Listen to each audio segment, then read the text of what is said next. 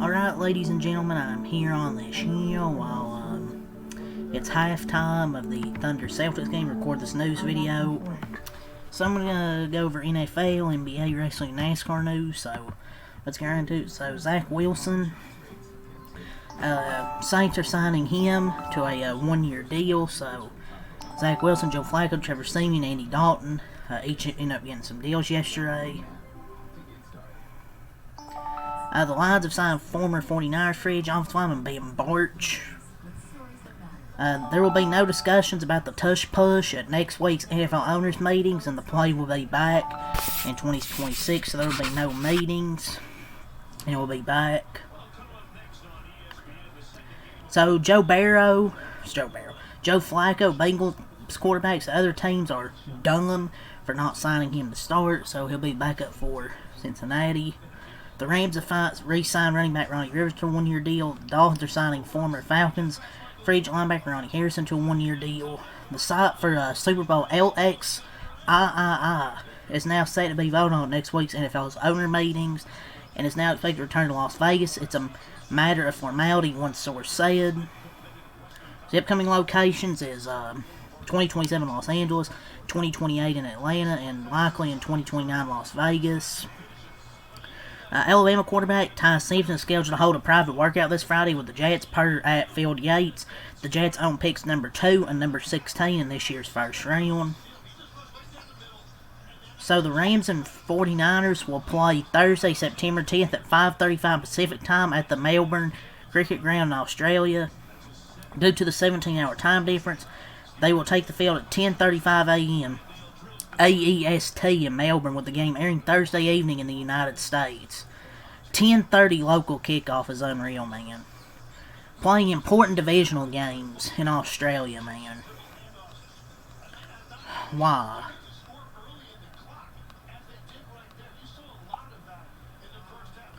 It'll be 5:20 Pacific time on NBC. And the regular season will kick off. The 2026 regular season will kick off Wednesday, September 9th at 8:20 with the Seahawks in Seattle with the champions. And the 49ers will face the Rams in the first ever NFL regular season game in Melbourne, Australia, Thursday, September 10th. Why Wednesday? Opening the season on Wednesday, man. The deal is now official for Jackson Smith-Njigba, his contract. Chargers signed guard Coyote Sika, how the fuck you say his name? Lions re-signed kicker Jake Bates. Chargers free running back Najee Harris visited today with the Seahawks. Yeah, but that's all from Adam Schefter. See if anything else from JPA or Rappaport. So from JPA football. What is happening? One anonymous NFL personnel executive mentioned that Russell Wilson isn't truly accepting how far his career has declined, which is leading him having a thin market in free agency. Man, he should just accept he's not in his prime anymore. Strong Lord. Veteran corner Killer Weatherspoon is visiting with the Commanders tomorrow. This is from Garofalo. From Rappaport, obviously. Najee Harris next plans to visit the Raiders as well. Visit with Seahawks today, and then he'll visit the Raiders. And we already went over the schedule updates. The Raiders, holding number 1 overall pick, will host Fernando Mendoza in the top 30 visit in 2 weeks. Obviously, going to be number 1 pick. But that's pretty much it for NFL. Not too much, but a little bit there. So let's move on. So one thing from Shams Charania, the big news is the NBA's Board of Governors has approved a vote for the league to explore bids and applicants for expansion teams exclusively in Las Vegas and Seattle. Sources tell ESPN the bidding process is expected to generate offers in the 7 to 10 billion range for each team. I mean, hopefully we can bring more hype to the league. Hopefully, having a Vegas or Seattle. Hopefully it's not 2 more tanking teams. It's already big list of to all these tanking teams this year. Hopefully they're competitive. This starts the NBA's 32-team expansion process. Multiple high-ranking officials have termed expansion as when, if not if. Now the NBA will examine Seattle and Las Vegas bids over the next several months and whether to execute the new franchise purchase now or in a few years. So the NBA voted in favor to explore an expansion. And there's, I think Shams was on an NBA Countdown with injury updates on Cade Cunningham and Anthony Edwards, so I guess he gave updates on them. It's a video, so it's like a minute 45 seconds. I'm not going over that. But yeah, it's from Shams.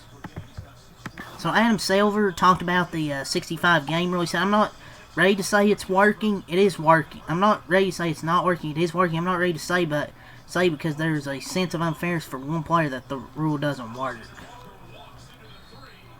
I mean, I'm split on him. Like, people liked it, but since the people's favorite players may not get the awards, people are starting to be like, 65 games, screw that. It's whatever. I mean, as long as players play when they can, I'm fine with the rule.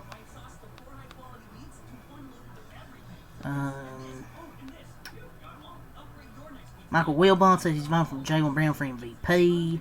Patrick Beverly says Damian Lillard's not a Hall of Famer. May not be, but of all people to say it, Patrick Beverly. Weird. That's really it, so let's move on. So let's move on to wrestling here. So the NXT Championship will be defending a Fatal 4-Way match at Stand and Deliver. It's going to be Joe Hendry versus Ethan Page versus Ricky Saints versus Tony D'Angelo. It's their Stand and Deliver pay-per-view on April 4. I think Butchport doesn't like a ranking of the 25 greatest women's matches. I'm going to go over all that. It's too much. 2 years ago today, man, The Rock destroyed Cody Rhodes in the ring. Man, it's kind of hard to believe that was 2 years ago. Only 2 years ago. So I guess Ted DiBiase teased he'll be in Las Vegas for WrestleMania weekend. Comes just days after he was found not guilty of all charges in that Mississippi welfare fraud scandal. WWE Unreal has been nominated for 3 Sports Emmy Awards: Outstanding Sports Documentary Series, Outstanding Sports Editing, and Outstanding Sports Graphic Design. So it's been nominated for 3 things. So the Cody Rhodes bus tour over the WWE weekend, priced at about like $9,950 per person, is sold out. There will always be people willing to pay for stupidly overpriced shit. It's like $10K, dude. That's why TKO justifies it, because idiots continue to buy this stuff. And for $11,000, you can sit front row for WWE Clash in Italy and make pasta with a WWE superstar. For that, you could buy 32,000 Freddos. If I'm paying $11,000, I better have Liv Morgan feed me pasta. Dude, people will pay this money too. How can people pay this money? Jesus Christ. It's $11,000, man. I better have Liv Morgan feed me some pasta or something. There's no plans for Ronda Rousey to return to AEW anytime soon. Chris Jericho says he still has some career left to go despite his absence from AEW. Throwing here. Load. But yes, I think that might be it for wrestling, honestly. So let's move on. So NASCAR news: the JGR Gapehart preliminary injunction hearing tomorrow. Both sides got to file supplemental briefs today based on expedited discovery. Some key elements appeared redacted, sealed. They have a brief to file. Gapehart Spire argued JGR stopped paying before termination, violating his contract. Gapehart followed procedure to avoid 18-month non-compete. No evidence Gapehart gave a trade secret to Spire. Spire not paying Gapehart legal fees. And JGR and Fine today argued that Gapehart operationalized, or fuck you say it word, JGR's trade secrets for Spire's benefit, harvested confidential information after accepting Spire's offer, coordinated with Spire leadership to obscure his activities.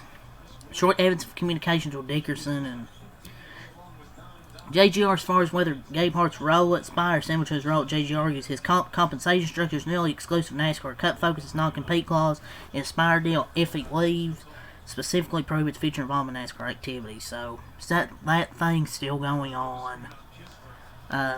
Legacy announces Darius Rucker as an investor of the team. From release as an investor, Rucker will collaborate with the organization on select initiatives that bring sports, music, and fan engagement while supporting the club's continued business and brand development. So, Darius Rucker's, I guess, now part of Legacy.